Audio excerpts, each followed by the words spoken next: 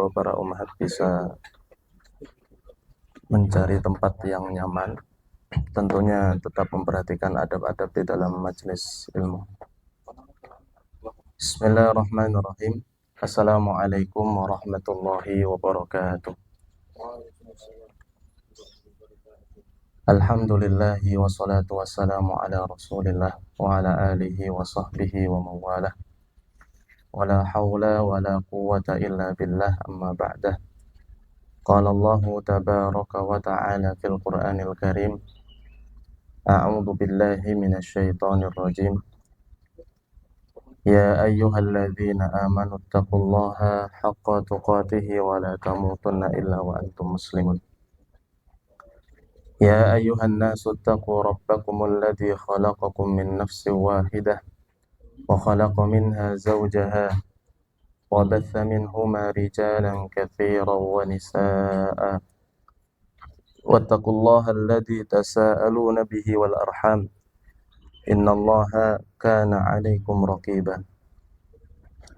Ya ayyuhalladzina amanu taqullaha wa qulu qawlan sadida yuslih lakum a'malakum wa yaghfir lakum dhunubakum wa may yuti'illaha wa rasulahu faqad faza fawzan 'azima.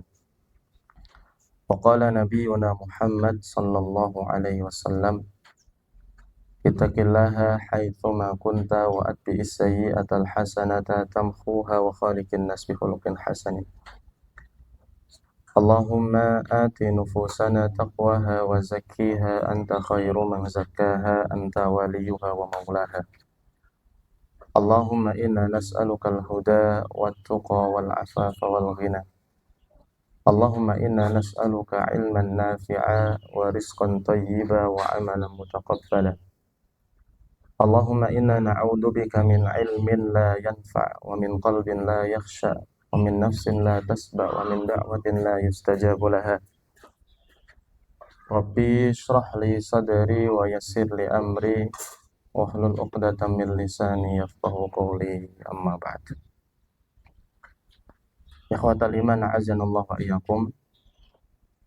Para ayah dan para bunda yang semoga senantiasa dijaga, dilindungi dan dirahmati oleh Allah Subhanahu wa taala. Alhamdulillah.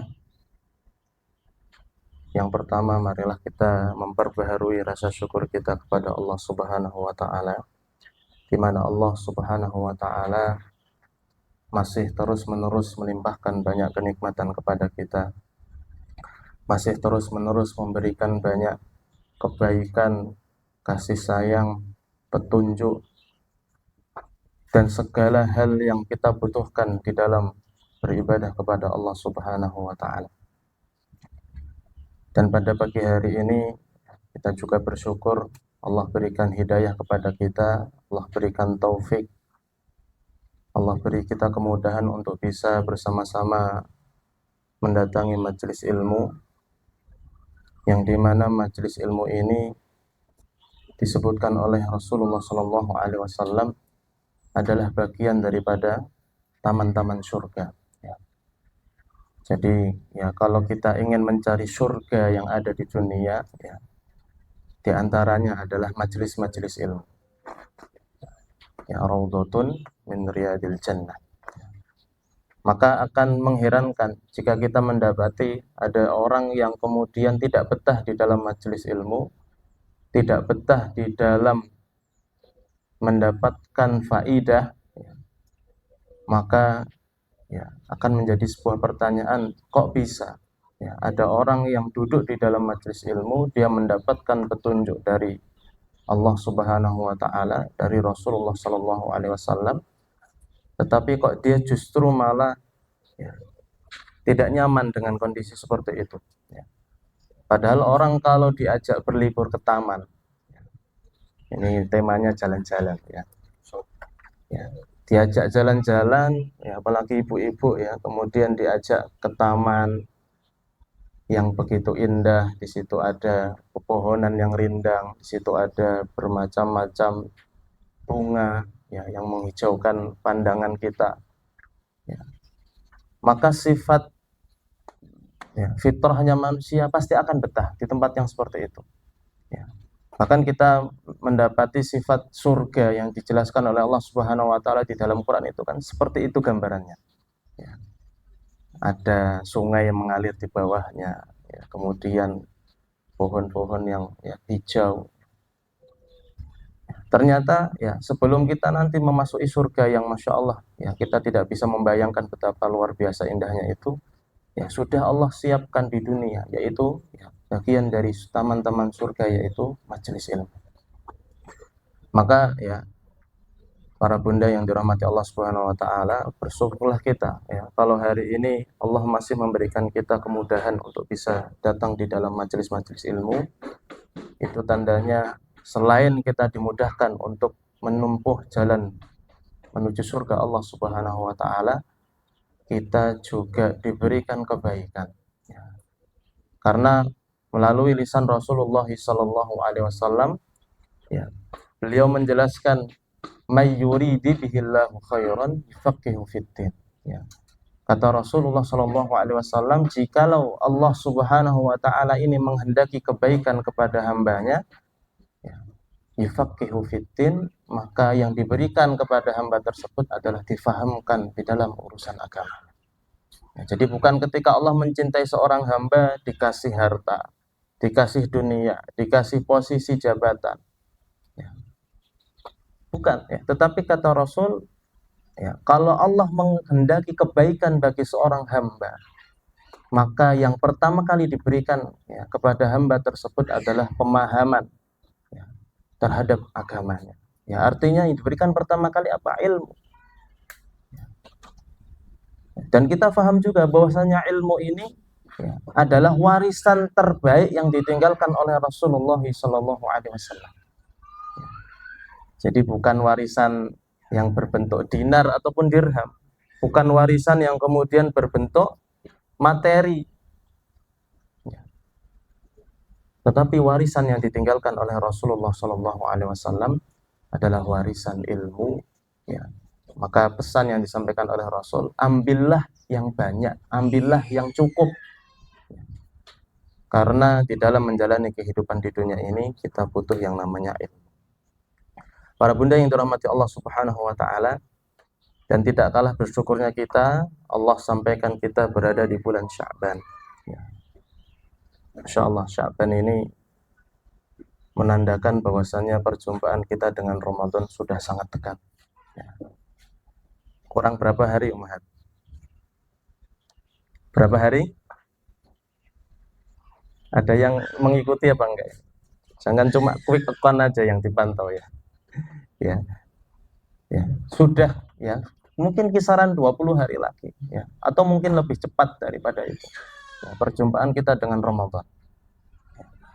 Maka di awal perjumpaan ini ya kami ingin kembali mengingatkan kepada kita semua, khususnya kami pribadi, ya, betul-betul kita siapkan diri kita, betul-betul kita siapkan ruhiyah kita, amal kita, ya, dan juga doa-doa kita supaya nanti Allah takdirkan kita berjumpa dengan Ramadan. Ya. Adalah seorang ya Amr bin Qais ya. Ketika memasuki bulan Sya'ban itu, ya, bahkan sebagian para salafus soleh ya, para sahabat diantaranya ketika memasuki bulan Sya'ban itu ya, aglaq tijaratuhu ya, menutup dagangan apa namanya, menutup toko-tokonya, menutup perdagangannya ya. Dan kemudian menyibukkan dengan apa? Dengan memperbanyak tilawah ya, dengan memperbanyak membaca Al-Qur'an ya. Bahkan disebutkan juga bulan Sya'ban itu adalah bulannya para ya, membaca Al-Qur'an. Karena syahrul Sya'ban ya, yuqalu syahrul qura ya. Jadi bulan Sya'ban ini disebutkan juga selain bulan yang sangat dekat dengan bulan Ramadan, bulan Sya'ban ini juga adalah bulan di mana ya disunnahkan, dianjurkan untuk memperbanyak ya intensitas tilawah kita, interaksi kita dengan Al-Qur'an. Ya, maka ya para bunda yang dirahmati Allah Subhanahu wa taala, ya, dari hal ini kita bisa melihat ya bahwasannya sebelum datangnya Ramadan kita butuh yang namanya prepare, kita butuh yang namanya warming up, ya, persiapan. Ya. Kalaulah sebelum kita olahraga saja, sebelum kita renang misalnya, atau sebelum kita ya olahraga, ya. Katanya Ummahat juga sering olahraga gitu kan. Itu yang ya, dibutuhkan sebelum kita olahraga, itu butuh namanya persiapan. Ada warming up dulu. Ya. Supaya apa? Ya, supaya kemudian nanti tidak terjadi ya, ya mungkin ya ada yang keseleo, ada yang kemudian kram. Ya. Itu padahal di dalam urusan ya, urusan yang sederhana, olahraga. Ya. Lebih lagi perjumpaan kita dengan Ramadan. Ya. Maka Imam Ibn Rajab kemudian menjelaskan ya di dalam sebuah perkataan yang sangat masyhur, tuba liman aslaha nafsahu qabla Ramadan. Ya. Bersyukurlah, beruntunglah orang-orang yang memperbaiki dirinya sebelum datangnya Ramadan. Ya. Jadi qabla Ramadan. Ya. Bukan ba'da Ramadan. Ya. Kadang kan orang nggak tahu ya. Wah, Ramadan saya pengen berbuat baik, saya pengen menjadi lebih baik. Ya. Ngiranya pas Ramadan, padahal qabla Ramadan. Justru kalau kita ingin mendapatkan keistimewaan amal yang kemudian kita panen di bulan Ramadan, persiapannya jauh-jauh hari. Tuba liman aslaha nafsahu qabla Ramadan. Sebelum datangnya Ramadan, justru sebelum datangnya Ramadan. Maka kemudian para ulama menjelaskan ya, sudah dimulai dari bulan Rajab. Ya. Kalau ibarat menanam tanaman, ya, Rajab itu kita memasukkan benih-benih. Ya. Artinya sudah mulai membiasakan kebaikan. Masuk di bulan Sya'ban, ya, bertambah lagi intensitas ya, amal yang kita harapkan nanti bisa kita panen di bulan Ramadan. Dan ketika masuk bulan Ramadan, ya itu waktunya panen. Ya, tetapi terkadang ya justru kebalikannya, ya Rajab nyantai-nyantai saja, ya Sya'ban ya seneng mau bertemu Ramadan, tapi kemudian tidak mempersiapkan. Ya. Hingga akhirnya apa? Ketika bertemu Ramadan, yang diharapkan dia bisa maksimal melakukan banyak ketaatan kepada Allah Subhanahu wa taala, ternyata biasa-biasa saja. Karena apa? Karena dirinya tidak dibiasakan. Ya, padahal amal soleh itu butuh yang namanya terbiasa. Ya. Kita bisa menghatamkan berjus-jus, ya, 1 kali hatam dalam 1 bulan, atau 2 kali hatam dalam sebulan, 3 kali hatam dalam sebulan. Itu bukan ujuk-ujuk. Itu bukan kemudian tiba-tiba kita bisa, enggak. Kita butuh yang namanya pembiasaan. Maka diukur jauh-jauh hari. Ya. Kalau nanti ketika Ramadan punya target 1 kali hatam, berarti mulai sekarang saya membiasakan tilawah berapa 1 hari. Kalau 1 kali hatam berarti 1 hari berapa? 1 juz. Coba di luar Ramadan, dicoba dulu, trial dulu. Kalau 2 kali hatam berarti 2 juz, dan seperti itu. Nah, kalau kita tidak mempersiapkan, ya bisa mungkin ya, tetapi biasanya sifatnya temporer. Masuk Ramadan, ikut euforianya, seneng, tapi karena memang tidak terbiasa melakukan ketaatan, ya sudah. Habis itu berjalan seperti hari-hari sebelumnya. Orang puasa ikut puasa, orang kemudian terawih ikut terawih. Orang ngaji semacamnya ngaji, tapi nggak jelas ya, apa yang ditargetkan, apa yang kemudian menjadi ya, goalsnya, nggak tahu. Maka mumpung kita masih di momentum Sya'ban, ya masih ada waktu, kita siapkan diri kita. Kita butuh yang namanya mempersiapkan diri. Dan kami juga ingatkan sebenarnya banyak hal yang bisa kita persiapkan ya. Tetapi kami akan ya sampaikan yang ringkas saja, di antaranya yang penting-penting yang bisa jenengan persiapkan ya. Yang pertama adalah persiapan ruhiyah kita. Ini penting ya. Karena kalau kondisi hati kita ini kotor, tentunya melaksanakan amal soleh, melaksanakan ketaatan itu akan terasa berat. Ya. Ya. Kenapa kok Ustadz saya membaca baru 1 halaman kok sudah ngantuk Ustadz? Ya. Baca baru beberapa lembar kok sudah ya, rasanya kok menguap terus Ustadz? Atau mungkin ketika qiyamul lail kok gampang capek Ustadz? Ya, bisa jadi di antara faktornya karena memang hati kita ini belum terkondisikan dengan bersih. Bukankah satu dosa yang kita kerjakan itu mampu membuat nuktoh di dalam hati kita? Nah kalau itu terus ya, julidnya terus jalan gitu misalnya. kemudian ya dosa-dosa yang belum kita istighfari, belum kita mintakan ampun kepada Allah, ini akan menjadi penghambat ya di dalam kita melaksanakan ketaatan kepada Allah Subhanahu wa taala. Jadi ruqyahnya penting ya. Cek bersih-bersih. Ya, kalau orang Jawa zaman dulu, ya nggak tahu ya kalau hari ini ya Pak ya. Sebelum masuk Ramadan itu bersih-bersih rumah biasanya. Ya. Kalau di sini kelihatannya sudah nggak usah dibersihkan, ini sudah bersih.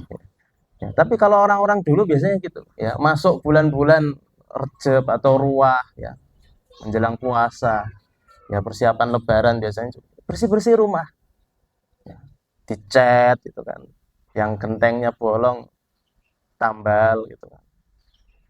Nah, itu maksud kita sampai mempersiapkan untuk ya fisik itu sampai seperti itu, tapi kita melupakan ruhiyah kita ini, ya maka ya sangat keliru ya. Jadi umat yang dirahmati Allah Subhanahu wa taala, ya, ruhiyah kita ya coba kita cek. Kalau kita ingin maksimal di dalam melaksanakan ketaatan kepada Allah, pastikan kondisi hati kita ini dalam keadaan bersih. Kemudian yang kedua ya, yang ingin kami sampaikan ya sebagian dari persiapan ya khususnya para ummahat, ya bulan Sya'ban ini adalah bulan terakhir ya di dalam melunasi hutang puasa. Ya, jadi coba jenengan cek ya, yang kira-kira masih punya hutang ya silahkan segera dilunasi karena ini sudah terakhir, bulan yang terakhir ya, injury time ya, sudah tidak ada extra time lagi ya, sudah injury time ya. Coba ya, mungkin yang waktu Ramadan kemarin mungkin punya hutang ya, kalau memungkinkan untuk bisa dibayar silahkan dibayar ya. Tapi kalau tidak memungkinkan ya ada opsi lain, yaitu membayar dengan fidyah ya, khususnya bagi mungkin yang yang hamil ya, yang menyusui ya, itu bisa ya dipakai opsi yang itu ya. Tapi ya kami sampaikan semoga ya ini menjadi pengingat ya, karena terkadang ya lupa ya, perempuan itu kan banyak yang difikirkan, kadang lupa sampai utang puasanya lupa ya. Ya, statusnya adalah wajib dan harus ditunaikan. Dan di antara persiapan yang lain yang harus disiapkan adalah persiapan ilmu. Karena amal soleh itu tidak jauh-jauh dari yang namanya ilmu. Dan ilmu ini menjadi asas pertama sebelum kita melaksanakan sebuah amal. Ya. Dibuka lagi pembahasan tentang puasa itu seperti apa.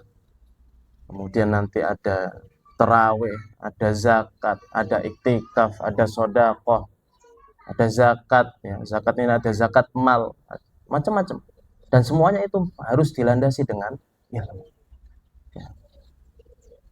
Karena kalau cuma ikut-ikutan ya biasanya melaksanakan amal itu kurang mantep ya.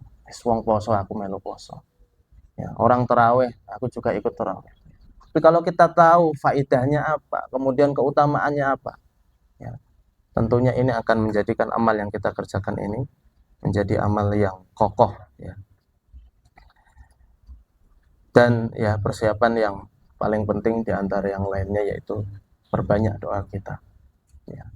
Karena kita tidak pernah tahu apakah takdir tahun ini membawa kita bertemu dengan Ramadan atau tidak. Ya. Ya. Maka contoh yang diajarkan oleh para salafus soleh, ya, mereka itu selepas bertemu dengan Ramadan, jadi ketika di akhir-akhir keluar dari bulan Ramadan, ya, mereka berdoa kepada Allah selama 6 bulan supaya amal-amal yang dikerjakan di bulan Ramadan itu diterima oleh Allah Subhanahu wa taala. Ya. 6 bulan ya berdoa ya supaya diterima. Kemudian 6 bulan yang berikutnya ya, mereka betul-betul memohon kepada Allah Subhanahu wa taala supaya dipertemukan dengan bulan Ramadan yang akan datang. Ya. Kalau kita sudah berapa bulan ya, berdoanya sudah berapa bulan ini? Jangan-jangan ya nggak pernah minta ya. Mintalah. Minimal kalau ternyata Allah tidak sampaikan kita dengan Ramadan karena mungkin takdir ajal kita ini sudah mendahului, paling tidak niat kita ini sudah dicatat oleh Allah Subhanahu wa taala. Ya. Ustaz kok nakut-nakutin Ustaz? Enggak, memang seperti ini. Ini contoh langsung dari para salafus saleh. Minta. Kalau kemudian kita minta dan kemudian dikabulkan oleh Allah Subhanahu wa taala, setidaknya kita bersungguh-sungguh untuk melaksanakan ketaatan di bulan Ramadan. Kalau ternyata ya belum, ya insya Allah itu tercatat sebagai kebaikan yang akan ya mendapatkan pahala di sisi Allah Subhanahu wa taala.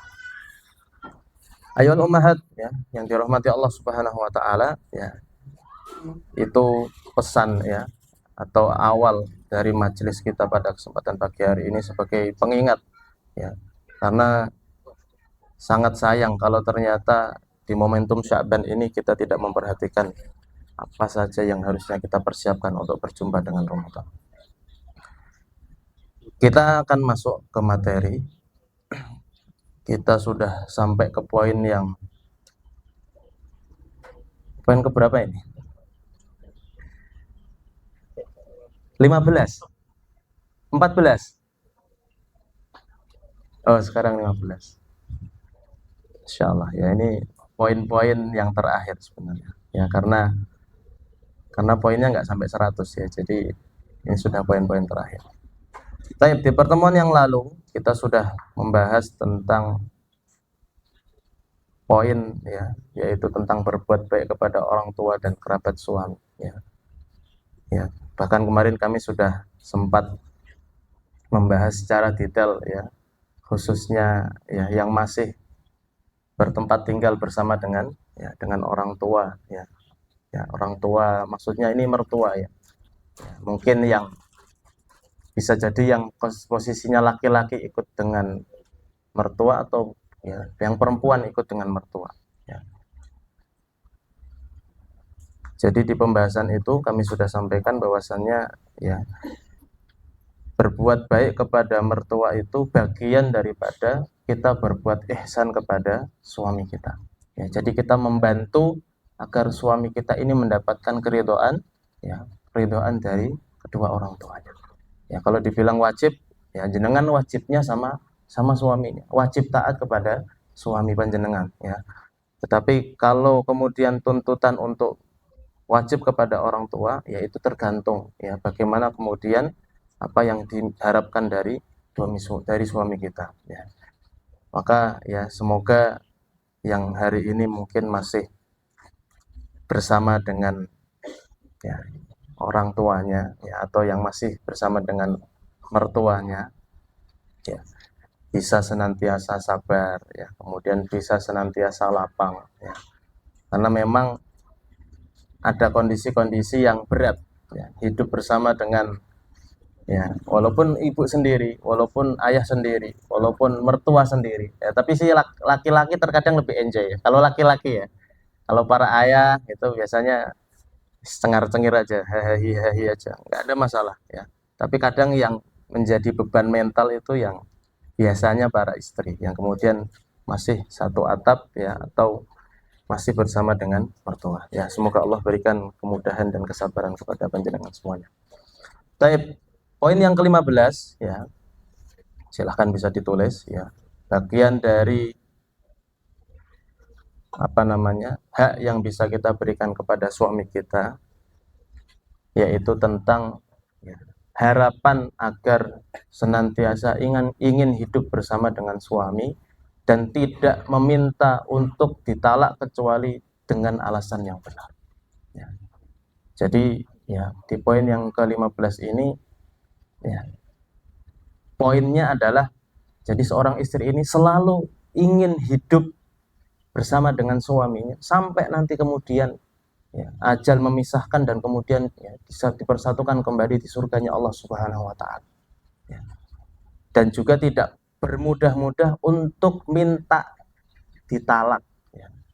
Ya, kalau istilahnya itu khulu ya. Khulu itu meminta agar dicerai ya, kecuali dengan alasan yang kemudian dibenarkan oleh syariat. Karena Nabi Shallallahu alaihi wasallam bersabda, ayyuma imra'atin sa'alat zawjaha at-talaqa fi ghairi ma ba'si faharramun 'alaiha raihatul jannah ya. Jadi Rasulullah SAW menjelaskan wanita mana saja yang meminta talak kepada suaminya ya, artinya khulu ya, Kalau talak itu kan bahasa suami kepada istrinya. Tapi kalau perempuan yang meminta supaya dicerai itu namanya khulu. Ya.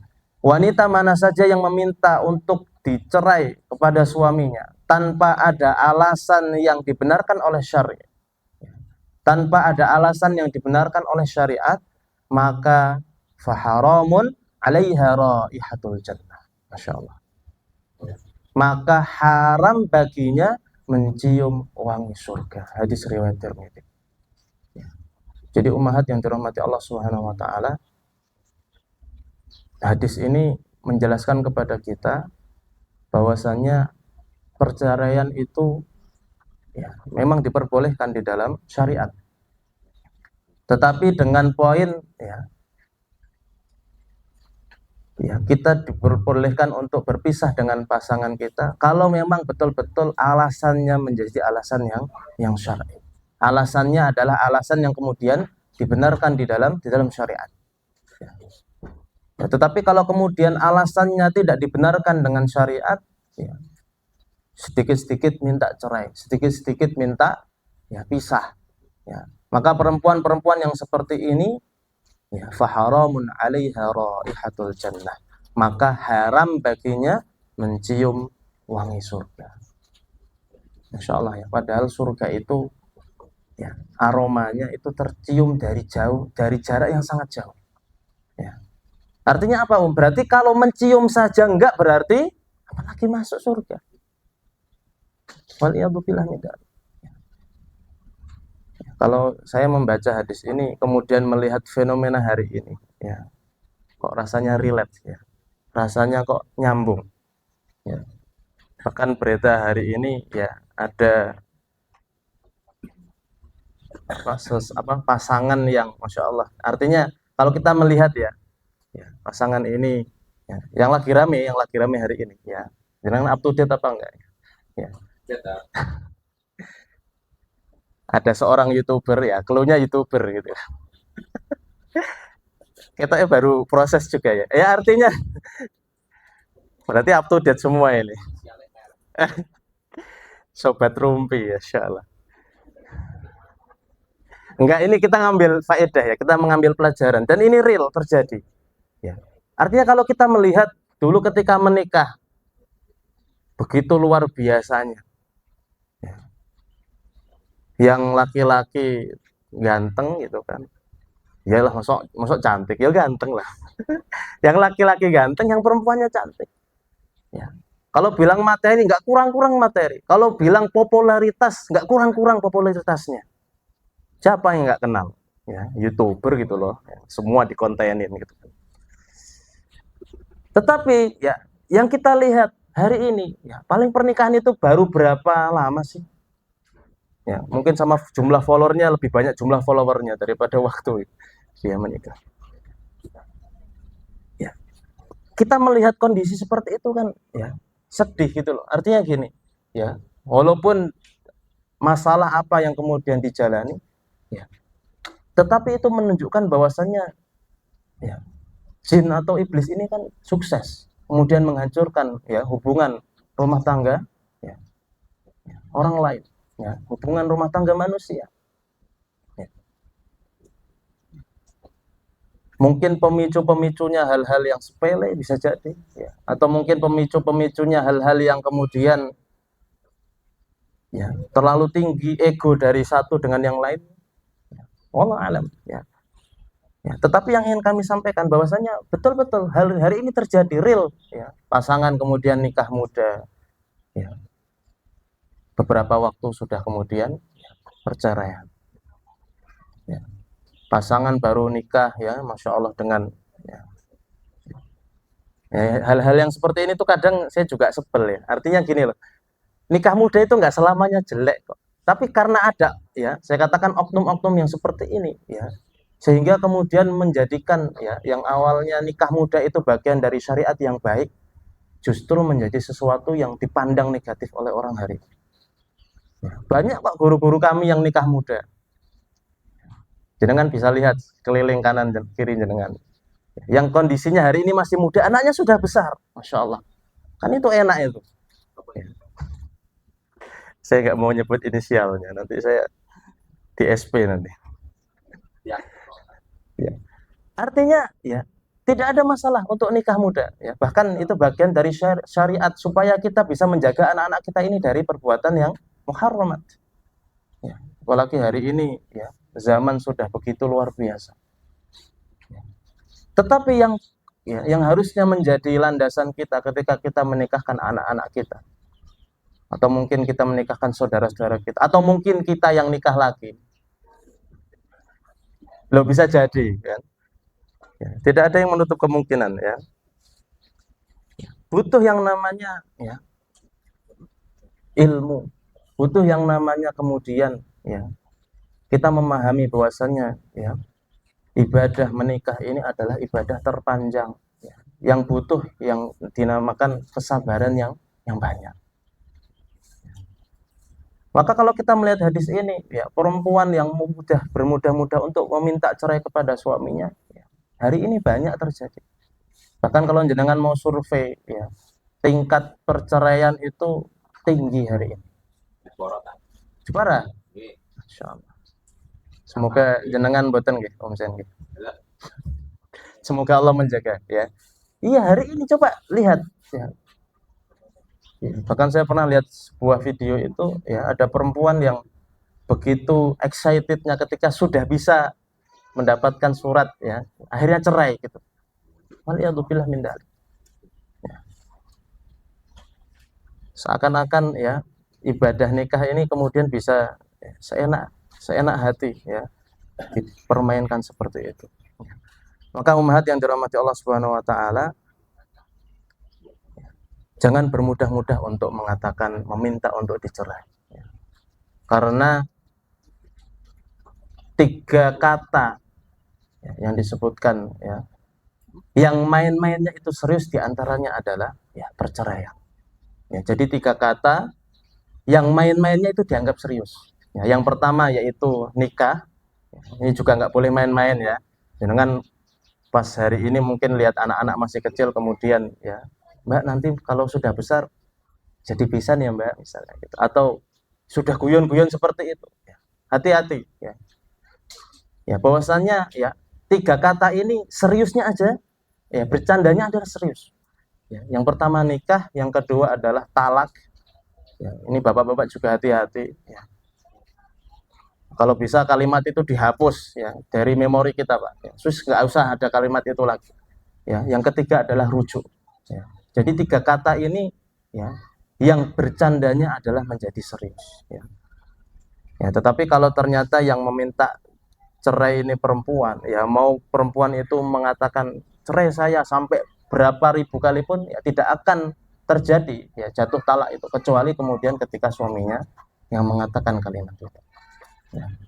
Maka ingin kami sampaikan kepada umat semuanya, ya kalau jenengan masih mendapati ya pasangan jenengan hari ini ya yang masih begitu banyak kekurangannya, masih banyak ya belum maksimal ya dengan yang jenengan harapkan ketika dulu awal menikah dengannya. Ya. Coba ya introspeksi diri. Ya. Kira-kira ya, ya kalau misalnya kondisi suami kita hari ini masih jauh dari apa yang kita harapkan, apakah kemudian solusi dari itu semua adalah harus berpisah? Kan tidak. Kita perbaiki bareng-bareng. Ya. Semuanya saling menguatkan. Seorang istri juga punya peran besar ya untuk kemudian memberikan perhatian ya kepada suaminya masing-masing. Karena saya menyadari ya bahwasanya biasanya rumah tangga itu ada orang-orang yang kemudian ya seorang istri dikaruniai suami yang mungkin ya, naudzubillah mungkin tidak baik perangainya. Kadang masih suka main tangan, kadang suka. Tetapi kalau kemudian kita berharap kesabaran di situ, kemudian kita berharap kebaikan di situ, perbaikan di situ, alangkah ini lebih baik. Ya. Kecuali memang ya sudah melampaui batas, kecuali kalau sudah sampai kemudian di dalam ranah yang menjadikan ya madharat ya, maka ini diperbolehkan. Ya. Nah, kalau masih mendapati suaminya masih bertanggung jawab, gitu kan, masih memberikan apa yang menjadi hak panjenengan semuanya, minta jalan-jalan ya dianterin, gitu kan, minta belanja ya dibayarin, gitu. Dan yang lain, kalau masih yang seperti itu, ya kurang-kurangnya itu dianggap biasa lah. Kita ini juga banyak kurangnya kok. Ya, kalau kita mau jujur-jujuran, kita ini juga banyak kurangnya. Kadang kalau masak masih keasinan, ini kan kurangan juga. Ya, kalau masak, ya artinya kita harus kemudian banyak melihat ke diri kita sendiri sehingga mampu ya memberikan maklum kepada orang terdekat kita, yaitu pasangan kita. Kalau sedikit-sedikit minta cerai, sedikit-sedikit minta cerai, yang seneng ini setannya, Bu. Ya, mereka sukses dan mendapatkan mahkota terbaik dari iblis laknatullah. Ya, jadi yang dimaksud dengan khulu itu ya apa namanya? Ya, jadi perempuan itu minta ya supaya dicerai ya. Dan ini sebenarnya boleh-boleh saja ya. Tetapi betul-betul harus dipastikan ya khulunya ini ya memang betul-betul ya sesuai dengan syariat ya. Ya, makna khulu ini sebenarnya adalah ya mencopot ya. Ya, artinya khulu itu artinya melepas ya. Kita biasanya mengatakan melepas baju, melepas ya itu makna khulu ya. Tapi khulu yang di sini adalah melepas ikatan pernikahan antara pasangan suami istri. Allah Subhanahu wa taala menjelaskan tentang syariat khulu ini di dalam surat Al-Baqarah, a'udzubillahi minasyaitonirrajim.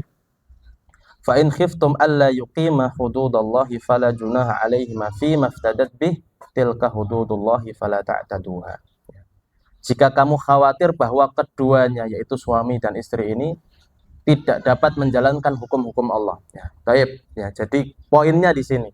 Ya, kalau selama di rumah tangga itu kemudian kok dilihat ya sudah tidak bisa melanjutkan untuk menjalankan hukum-hukum Allah, ya, maka tidak ada dosa atas keduanya tentang bayaran yang diberikan oleh istri untuk menebus dirinya. Artinya ketika khulu itu disetujui, gugatan cerai itu disetujui, ya, maka seorang istri ini harus memberikan kompensasi kepada suaminya. Artinya mengembalikan ya, apa yang kemudian sudah diberikan oleh suaminya ketika akad.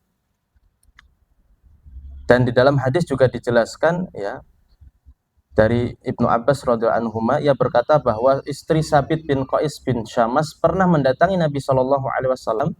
Kemudian ia berkata kepada Nabi, "Wahai Rasulullah, aku tidaklah menjelekkan agama dan akhlak Sabit." Ya, jadi pertimbangannya ya nggak boleh kemudian kalau mengatakan pengen berpisah karena agamanya yang bagus, nggak boleh. Ya. Ya, jadi istrinya ini mengatakan kepada Rasul, wahai Rasul, aku tidaklah menjelekkan agama dan akhlaknya Sabit. Namun aku cuma khawatir jadi kufur. Ya. Kemudian Rasulullah SAW menyampaikan, kalau begitu kembalikan kebun miliknya yang sudah diberikan kepadamu. Maka istrinya kemudian menjawab, kalau begitu ya saya akan mengembalikan kebun tersebut kepada Sabit. Jadi umat yang dirahmati Allah Subhanahu Wa Taala, ya, ini bagian dari syariat. Ya, yang diperbolehkan tapi dengan konsekuensi yang harus siap dijalani ya. Dan kalau kita mengatakan khulu itu boleh, paling tidak ada 3 hal yang menjadikan hukum bolehnya itu terjadi ya. Yang pertama ya, ketika istri kemudian membenci keadaan suaminya yang sudah diingatkan ya, ya semenjak awal menikah sudah punya komitmen nanti akan menjadi lebih baik, tetapi bertahun-tahun dalam keadaan yang seperti itu.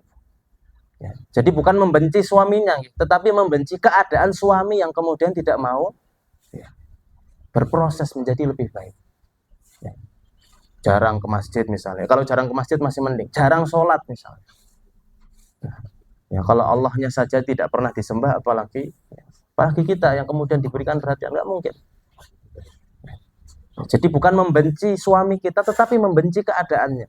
Ya, kalau apa namanya masih suka dolim, masih suka kemudian ya, ringan tangan, bukan untuk membantu tapi memukul. Ya. Ini bisa menjadi pertimbangan. Ya, itu diantara hal yang ya ketika kita ingin menjadikan khulu ini bisa ya, ketika kita mendapati keadaan suami kita ini dalam keadaan yang ya tidak baik dan sudah berlangsung bertahun-tahun, kita sudah ajak, kita sudah memang tidak bisa. Ya, ya itu boleh. Ya. Kemudian yang kedua, ya kita bisa melaksanakan khulu ini jikalau istri ini khawatir tidak bisa menunaikan kewajiban terhadap suami. Ya. Kalau dalam kasus ini mungkin misalnya ya istrinya ini kemudian ya mohon maaf ya dalam kondisi yang kurang misalnya, ya, mungkin tidak bisa punya anak katakanlah. Ya. Dia menyadari kekurangan itu dan tidak bisa memberikan kewajiban terbaik, kemudian memberikan opsi ya, ya boleh kalau misalnya mau dicerai cari istri lagi atau mau nambah misalnya. Kalau ada yang seperti ini, masya Allah. Ya, ini boleh ya. Kalau memang kekhawatirannya seperti itu, ya. Wah nggak bisa ini kalau kondisi saya seperti ini atau mungkin sering sakit, ya sakit-sakitan yang kemudian menahun, ya, yang justru menambah, ya, membuat suami menjadi repot. Misalnya dia kemudian menyadari itu dan khawatir tidak bisa menunaikan kewajibannya terhadap suami, maka boleh minta, ya, khulu. Ya, kalau yang seperti ini sih khulu yang masya Allah. Ya. Ya, dan juga ya sebab yang lainnya adalah jikalau istri ini tidak bisa menunaikan kewajiban terhadap Allah dengan baik. Misalnya, ya, dilarang untuk melaksanakan ya, sholat misalnya, atau mungkin disuruh melepas hijab. Ya, ini kan ya pelanggaran-pelanggaran syariat. Ya. Kalau ternyata kemudian punya pasangan yang seperti ini, kan jatuhnya kita tidak bisa melaksanakan kewajiban kita kepada Allah. Nah, kondisi-kondisi seperti ini kita boleh meminta untuk khulu. Ya, tapi dengan syarat kita mengembalikan ya kompensasi ya yang sudah kemudian diberikan kepada kita ketika ya di awal nikah dulu ya. Maka umat yang dirahmati Allah Subhanahu wa taala, kalau kondisinya jauh lebih baik daripada itu, bersabarlah. Bisa jadi kekurangan-kekurangan pasangan kita ini menambah pahala kesabaran kita. Ya. Bisa jadi ya sikap-sikap suami kita yang hari ini mungkin kurang-kurang itu ya, kurang peka, kurang apa. Ya selama itu ya beliau masih kemudian melaksanakan amanahnya sebagai suami dengan baik. Ya memberikan fasilitas sekemampuannya, masih terlibat di dalam mendidik anak-anak kita. Ya sabar. Ya, bahkan kami pernah mendapat sebuah nasihat dari guru kami, ya, sebadai apapun lautan itu, ya, setinggi apapun ombak itu, jangan pernah kita tinggalkan kapal kita, jangan pernah kemudian nekat nyemplung. Jadi ini dibaratkan ya rumah tangga kita ini sebagaimana bahtera, sehebat apapun kondisinya, sehebat apapun ujiannya, jangan pernah untuk melompat dari kapal. Artinya apa? Kalau kita masih bisa pertahankan rumah tangga kita, pertahankan. Ya. Kalau kita masih ya berharap kebaikan dari pasangan kita dan kita berharap semoga menjadi imam yang kemudian membawa kita ke surganya Allah, pertahankan. Ya. Jangan dengarkan bisikan-bisikan setan, jangan dengarkan bisikan-bisikan ya teman-teman yang toksik, yang dikit-dikit ya kemudian membawa pengaruh yang kurang baik dalam rumah tangga kita. Ya, tentunya kita senantiasa memohon kepada Allah Subhanahu wa taala supaya Allah benar-benar menjaga kondisi rumah tangga kita. Ya. Supaya senantiasa menjadi keluarga yang kita harapkan setiap awal kita menikah, menjadi keluarga yang samara, ya, sakinah, mawadah, warahmah, dan barokah. Ya. Jadi semoga apapun kondisi hari ini, ya, apalagi ada yang sudah menikah sampai 20 tahun. Ada nggak Pak ya? Sini 20 tahun ya. Ada, Mbah Zub kan sudah lama ya. 20 tahun atau mungkin 30 tahun. Sudah ya, dinikmati masa-masa ya berjuang dari bawah gitu kan. Dinikmati masa-masa mungkin ada tribulasinya. Sampai hari ini sudah sabar. Karena ya ini nasihat ini ya selalu kami sampaikan. Ada kok ya, apa namanya, pasangan ya yang lebih baik daripada kita. Kalau kita seorang perempuan ya lebih solihah daripada kita, tetapi Allah takdirkan pasangannya itu jauh lebih buruk daripada suami kita. Pasangannya siapa? Pasangannya Asia. Ya. Wanita solihah penghuni jannah, tetapi dipasangkan dengan Fir'aun. Yang Fir'aun ini ya, kalau kita melihat dengan pasangan kita ya jauh lebih buruk ya Fir'aun daripada pasangan kita. Ya. Dan juga begitu kita para kaum lelaki. Ya. Ada ya seorang laki-laki yang lebih solih daripada kita, yang lebih baik secara agamanya daripada kita, diberikan pasangan yang kemudian tidak baik. Ya. Istrinya Nabi Nuh dan Nabi Lut. Ya. Maka tidak ada alasan ya, kalau ternyata di dalam rumah tangga kita ini ada ujian-ujian, ya disikapi dengan dewasa, ya disikapi dengan sabar. Ya. Bahkan jenengan kalau lihat ayat yang populer dibaca ketika nikah itu, ya di surat Rum itu, Wamin ayatihi an khalaqalakum min anfusikum azwaja litaskunu ilaiha wa ja'ala bainakum mawaddatan wa rahmah inna fi dzalika laayatil liqaumi ya'qilun. Jadi pernikahan yang kita mengharapkan sakinah, mawaddah, warahmah itu ujungnya apa? Inna fi dzalika laayatil liqaumi ya'qilun. Jadi nikah itu ya butuh mikir, butuh menimbang, butuh kedewasaan, butuh ilmu. Kalau kayak gini nanti gini, ya. Kalau kayak gini kita cari jalan keluarnya seperti ini. Solusinya seperti ini. Jadi jangan sekedar meninggikan ego, tapi melupakan akal yang diberikan oleh Allah Subhanahu wa taala yang bisa kita gunakan. Ya, jadi umat yang dirahmati Allah Subhanahu wa taala, ya, jangan bermudah-mudah untuk meminta cerai ya. Karena kalau perempuan yang senantiasa seperti itu ya dan tidak meminta karena alasan yang syar'i, maka haram baginya untuk mencium wangi surga.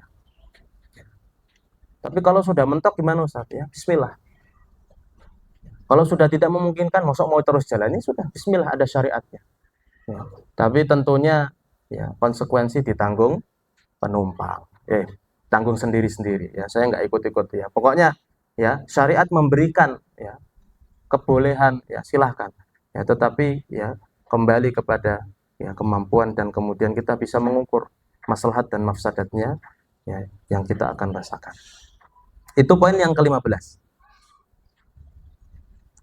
Kemudian poin yang terakhir yaitu poin yang ke-16 ya, sekaligus menutup materi ya tentang hak-hak seorang istri kepada suaminya ya, yang kami beri judul Suamiku ridhomu jalan surgaku. Ini poin yang ke-16, poin yang terakhir.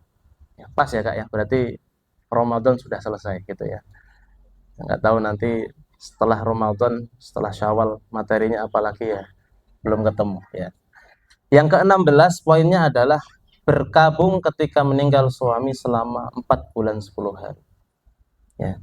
Jadi ada sebuah sunnah ya, atau bahkan ini syariat yang kemudian dijelaskan oleh Allah Subhanahu wa taala tentang berkabungnya seorang istri ketika meninggal suaminya selama 4 bulan 10 hari atau yang disebut dengan masa iddah. Ya. Masa iddah. Ya. Allah Subhanahu wa taala menjelaskan di dalam surat Al-Baqarah ayat yang ke-234, A'udzubillahi minasyaitonirrajim. Walladzina yutawaffawna minkum wa yadharuna azwajan yatarabbasna bi anfusihinna arba'ata ashhurin wa 'ashra. Fa idza balagna ajalahunna fala junaha 'alaikum fima fa'alna fi anfusihinna bil ma'ruf wallahu bima ta'maluna khabir. Allah Subhanahu wa taala menjelaskan orang-orang yang meninggal dunia di antaramu dengan meninggalkan istri-istri. Ya. Hendaklah para istri itu menangguhkan dirinya, yaitu beriddah selama 4 bulan 10 hari. Ya. Kemudian apabila telah habis iddahnya, maka tiada dosa bagimu, yaitu para walinya, untuk membiarkan mereka berbuat terhadap diri mereka menurut yang patut, ya, menurut kesanggupan yang baik. Ya. Wallahu bima ta'maluna khabir. Allah mengetahui apa yang kamu perbuat. Ya, jadi ummahat yang dirahmati Allah Subhanahu wa taala, kalau nantinya ya takdir Allah Subhanahu wa taala menjadikan kok ternyata pasangan kita ini mendahului kita. Ya. Karena kan pilihannya cuma dua, antara pasangan kita atau kita dulu. Ya. Ya, kalau di dalam ayat ini dijelaskan kalau ternyata pasangannya yaitu suaminya ini mendahuluinya, bertemu Allah Subhanahu wa taala, maka hendaknya para istri ini ya menangguhkan dirinya, yaitu menjalani masa iddah selama 4 bulan 10 hari. Ya. Saya ya baru sekedar bisa membacakan ya, kalau teorinya saya tidak tahu. Ya. Mungkin yang sudah pernah bisa ditanya ya. Ya, setahu saya sih kalau iddah itu nggak boleh keluar gitu nih Pak. Atau di rumah terus gitu. Ya nanti kita coba cari ya, karena saya ya sebatas kemudian membaca ayat ini. Ya. Tetapi ya itu bagian dari masa berkabung ya bagi seorang istri ketika ditinggal suaminya. Ya. Dan di masa-masa itu ya memang ya kondisi di mana seorang istri ini ya istilahnya masa tenang. Memang kita pemilu. Masa ya memang ya masa kosong lah ya, betul ya. Sampai kemudian nanti kalau sudah menjalani 4 bulan 10 hari itu ya, dijelaskan tidak ada dosa bagimu, artinya para walinya membiarkan mereka berbuat terhadap diri mereka sesuai cara yang baik. Artinya kalau sudah melewati masa 40 hari 40 hari 4 bulan 10 hari ini ya, nanti silahkan ya, kalau misalnya ada yang mau nikah lagi misalnya ya, mungkin ya pengen tetap butuh ada seorang yang membersamai ya, ini diperbolehkan di dalam syariat ya, tetapi ya harus difahami bahwasannya ya di dalam masa iddah ini ya banyak hal yang harus diperhatikan, bahkan dijelaskan para ulama orang yang memiliki masa iddah ini banyak sekali ya, penjelasannya banyak sekali. Ada yang wanita ditinggal mati oleh suaminya itu keadaan yang normal ya 40 hari ya, ada wanita yang ditinggal suaminya dalam keadaan hamil ya, ada wanita yang kemudian ditinggal suaminya tetapi tidak dalam keadaan hamil misalnya, kemudian ada wanita yang diceraikan, ada wanita yang banyak sekali penjelasannya ya, kalau kami bahas takutnya ya tambah pusing ya, saya juga bacanya ini Masya Allah, ada yang ditinggal ya kemudian apa namanya dalam keadaan hamil, ada yang masih ya macam-macam ya. Tapi artinya poin yang ingin kami sampaikan bahwasannya ya ketika seorang istri ini ditinggal oleh suaminya, maka dia punya masa berkabung ya, yaitu selama 4 bulan 10 hari ya. Kalau ternyata setelah itu memutuskan untuk apa namanya komitmen ya, berharap nanti kembali dipertemukan dengan suaminya di surga Allah Subhanahu wa taala ya, biasanya perempuan lebih betah ya, perempuan itu lebih betah untuk sendiri ya daripada laki-laki. Jadi jenengan nanti kalau punya suami jangan dikasih wasiat yang aneh-aneh gitu, kasihan suami itu.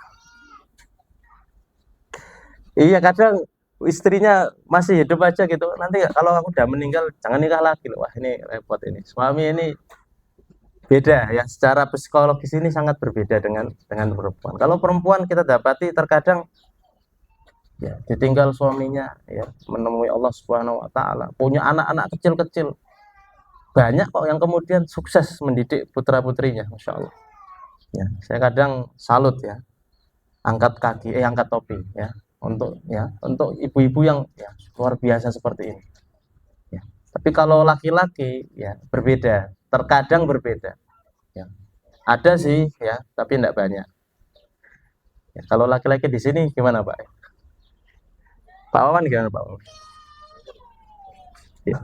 Ya semoga ya tetap ya sesuai dengan apa yang dianjurkan oleh syariat ya. Kalau ternyata memang suaminya dulu yang berpulang ya, tetap ya punya komitmen yang sama sejak awal untuk membersamai anak-anaknya ya, kemudian memberikan perhatian ya.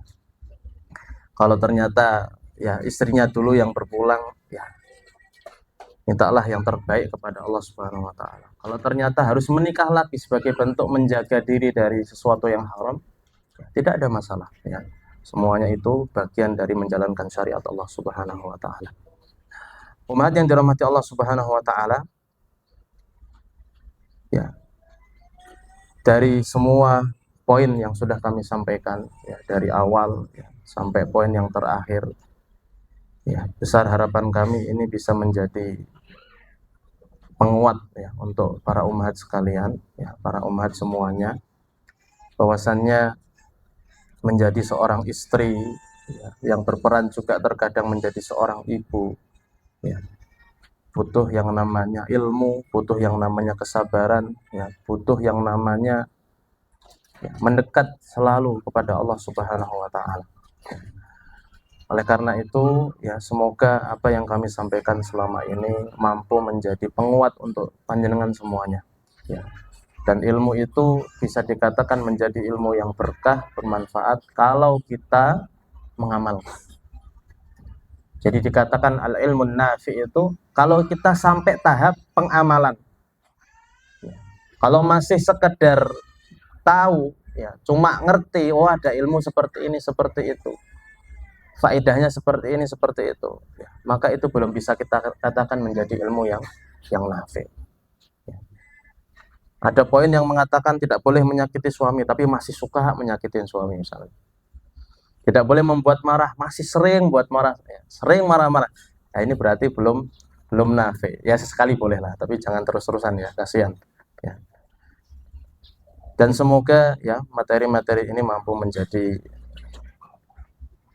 landasan kita di dalam beramal ya, tentunya membangun rumah tangga kita menjadi rumah tangga yang sakinah, mawaddah, warahmah, hingga akhirnya kita kembali diperjumpakan nanti di surga Allah Subhanahu wa taala. Mungkin ini yang kami sampaikan pada kesempatan siang hari ini, tidak banyak ya, semoga bermanfaat, semoga menambah rasa taat kita kepada Allah Subhanahu wa taala. Saya mau kasih apa namanya, sebenarnya saya nggak mau ngasih pertanyaan, tapi kok sudah ada yang nanya. Taib, ada pertanyaan? Nggak usah banyak-banyak lah, ini sudah siang ya. Pertanyaan Ummahat yang pertama, Ustadz, bagaimana tips agar suami betah di rumah? Masya Allah. Emang kalau di rumah ngapain? Bukannya laki-laki itu memang sifatnya keluar ya, sering keluar gitu loh ya kan, ke masjid kan, kerja gitu kan. Gimana caranya Ustaz, tips agar suami betah di rumah? Gimana ya? Memang kalau di rumah sering keluyuran gitu apa gimana? Ya berarti kita harus memberikan kenyamanan kan gitu ya. Kalau kita pengen suami kita ini betah di rumah, ya kita harus memberikan ya, servis yang maksimal. Oh, perginya ke Kuta. Belum, kalau perginya ke Kuta maksud jadi masalah kan enggak. Ya, pergi ke Kuta tuh paling sebentar toh ya. Ya, jadi kalau kita ingin menjadikan suami kita betah di rumah, ya kalau yang saya rasakan ya, true story, saya merasa betah di rumah itu ketika apa? Yang pertama ya, ini jenengan nanti boleh sepakat atau enggak. Ya, kalau saya pulang ke rumah itu, ya yang saya harapkan rumah itu pasti bersih, ya, kondusif gitu kan, kemudian nyaman, ya. Walaupun terkadang yang saya dapati ya, berbeda dari realita yang terjadi di rumah. Ya artinya kita berikan servis yang maksimal. Ya kita boleh tanya, kan dulu pernah ya dijelaskan juga ya, ketika suami itu baru pulang dari tempatnya, ya mungkin dari kerja atau mungkin dari beraktivitas di luar, sampai rumah kan ya jangan kemudian langsung ditanya-tanya tentang urusannya yang baru dijalani. Ya, berikan waktu ya untuk jeda sejenak. Kemudian tawari kira-kira butuh apa yang dibutuhkan suami kita. Ya. Terkadang ya yang terjadi nggak seperti itu, karena mungkin istrinya perhatian, care, ngiranya suami pulang dari tempat ya mungkin habis perjalanan. Ya berbeda kalau istri kan seringnya cerita, dia langsung gimana mas, gimana, ngeluh deh gitu. Sik tak nyalehno awak sik gitu. Kan harusnya kan gitu. Artinya kita harus tahu dong ya. Suami yang dibutuhkan apa? Mungkin baru sampai rumah butuh untuk istirahat terlebih dahulu atau butuh ya kangen masakan ya. Atau mungkin butuh ya servis yang lain itu harus kita penuhi di situ ya. Sehingga kalau misalnya hak yang seperti itu ya saya ya, yakin kok orang-orang yang kemudian suaminya ini servisnya dipenuhi insya Allah betah di rumah. Tapi nggak tahu ini maksudnya betah di rumah tuh masuk 24 jam di rumah terus gitu angkrem gitu. Emangnya telur ya diangkremin ya.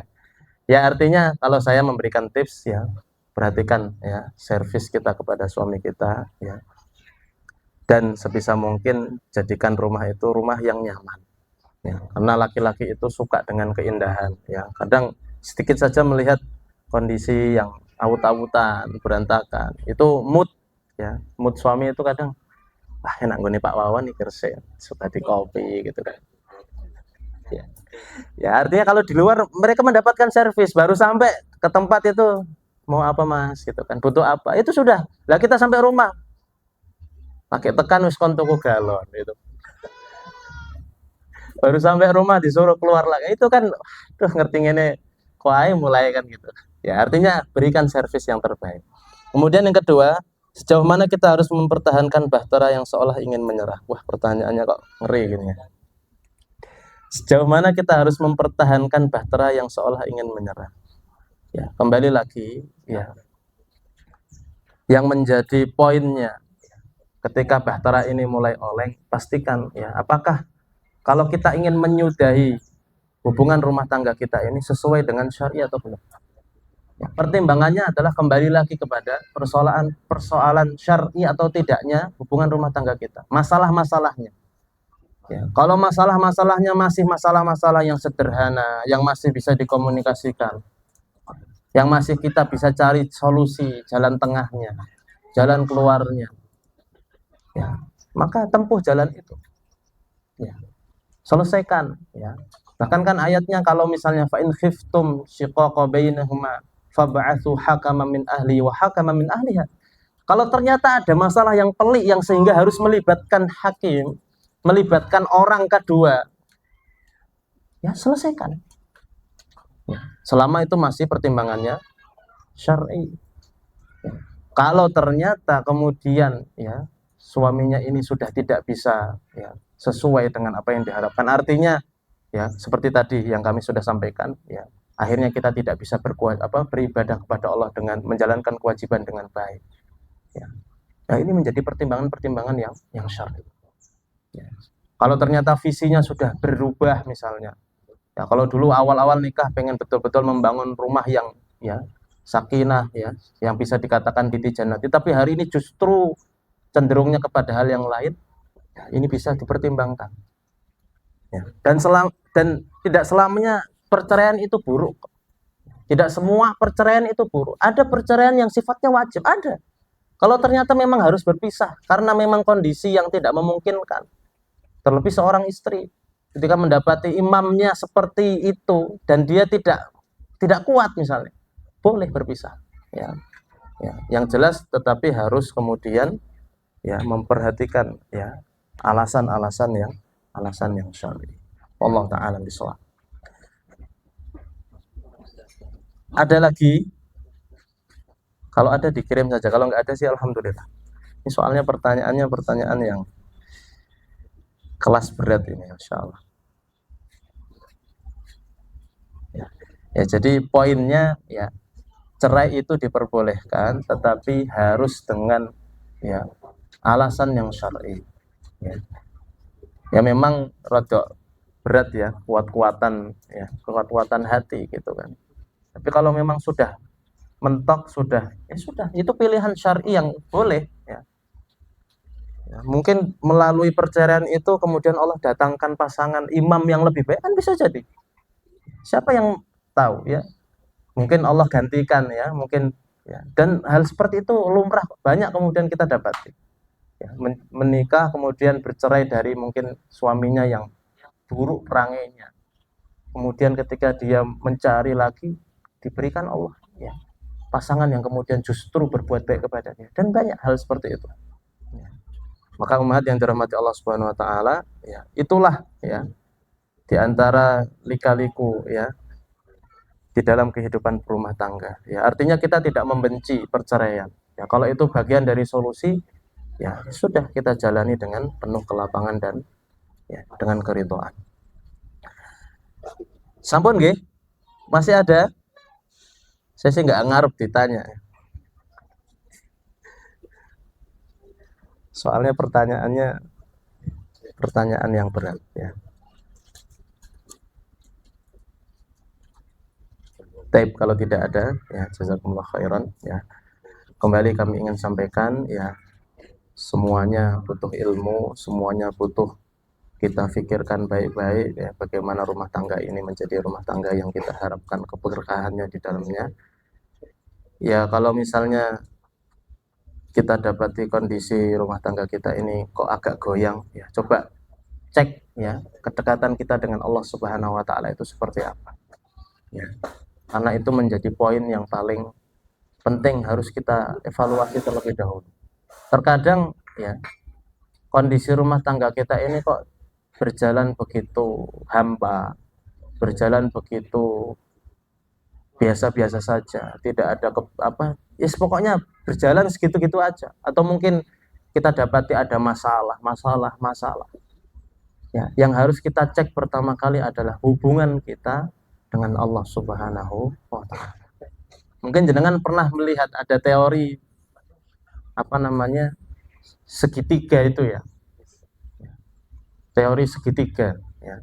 Jadi yang puncak atasnya ini adalah Allah Subhanahu wa taala ya. Jadi puncak atasnya ini Allah Subhanahu wa taala, kemudian sisi-sisi yang ini adalah suami dan istrinya.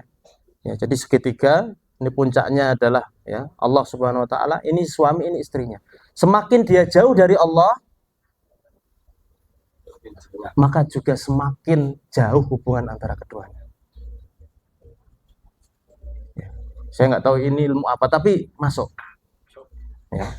Ya. Jadi kalau jenengan lihat ya dari segitiga itu, kalau ya Allah ini semakin didekati, ya maka akan semakin harmonis hubungan rumah tangga itu.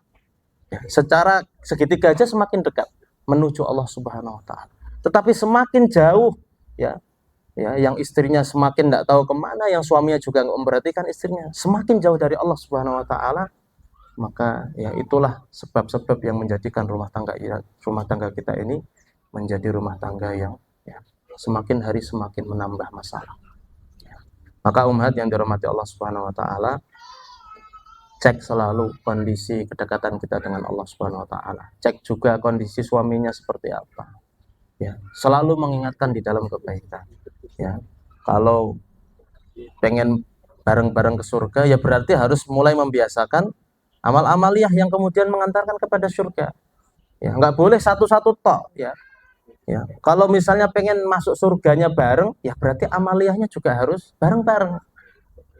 Ya, kalau pengen rumahnya diberkahi, mendapatkan rahmat Allah, jangan kemudian yang ngaji cuma istrinya saja.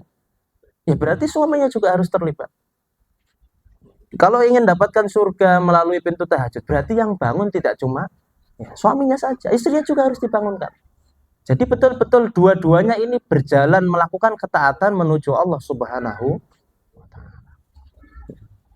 Ya, semoga dengan itu Allah Subhanahu wa taala memberikan kita kenikmatan yang di dalam menjalani ibadah terpanjang ya, ibadah yang penuh dengan halangan rintangan ini bermuara di dalam ya sakinah, mawaddah, warahmah, sehingga nanti akhirnya dikumpulkan kembali di surganya Allah Subhanahu wa taala. Demikian yang kami sampaikan pada kesempatan pagi hari ini ya. Kami ucapkan jazakumullah khairan katsira kepada semuanya, wabil khusus Bu Hajah Silma ya, dan Pak Haji Aceh yang insya Allah selalu memberikan fasilitas terbaik kepada kita semuanya. Kita doakan semoga Allah Subhanahu wa taala senantiasa melapangkan rizki beliau, memudahkan segala urusan-urusan beliau, mengaruniakan ya kebaikan pada zuriyah beliau ya. Dan semoga ini menjadi timbangan kebaikan yang akan dipanen nanti di hadapan Allah Subhanahu wa taala. Wallahu alam bisawab. Kita akhiri dengan bacaan hamdalah dan kafaratul majlis. Alhamdulillahirabbil alamin. Subhanakallahumma bihamdika asyhadu an la ilaha illa anta astaghfiruka wa atubu ilaik. Atas segala kekurangan, kekhilafan selama kami membawakan materi ini, kami mohon maaf yang sebesar-besarnya. Semoga ada manfaat yang mampu dibawa dan bisa diamalkan. Wal afu minkum. Assalamualaikum warahmatullahi wabarakatuh.